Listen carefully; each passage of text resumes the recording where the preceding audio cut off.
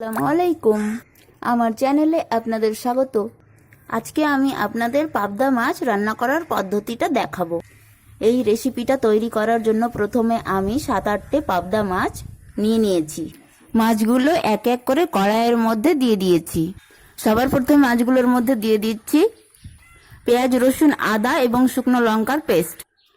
এবারে দিয়ে দিচ্ছি কিছু গুঁড়ো মশলা, লবণ, হলুদ, জিরে গুঁড়ো এবং 3-4টে তেজপাতা। এবারে দিয়ে দিচ্ছি কাঁচা সরিষার তেল, পরিমাণ মতো সরিষার তেল এবং মশলাগুলো দেওয়া হয়ে গেছে এবং হাতের সাহায্যে এখন ভালোভাবে খুব নাড়িয়ে চাড়িয়ে মাখিয়ে নেব। খুব সুন্দরভাবে মাছগুলো মশলার সঙ্গে মাখানো হয়ে গেছে। দিয়ে দিচ্ছি খানিকটা জল, দিয়ে দিচ্ছি কাঁচা লঙ্কা।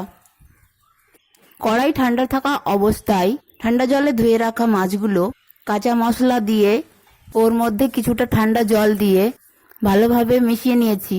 এবারে গ্যাসটা অন করে দিয়ে কড়াইটা চাপিয়ে দিয়েছি। এবারে দিয়ে দিচ্ছি পেঁয়াজ। সব মশলা ভালোভাবে দেওয়া হয়ে গেছে।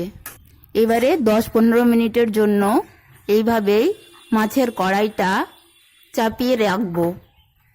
15-20 মিনিট হয়ে গেছে। এবারে ঢাকনাটা খুলে আমি আপনাদের দেখিয়ে দিচ্ছি মাছের তরকারিটা কেমন দেখাচ্ছে। মাছ রান্নার রেসিপিটা পুরো কমপ্লিট হয়ে গেছে। রান্না করা পাবদা মাছগুলো এবারে ঢেলে নিয়েছি অন্য পাত্রে।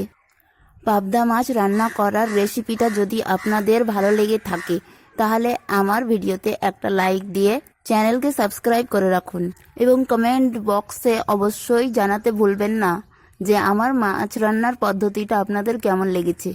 আল্লাহ হাফিজ, বাই।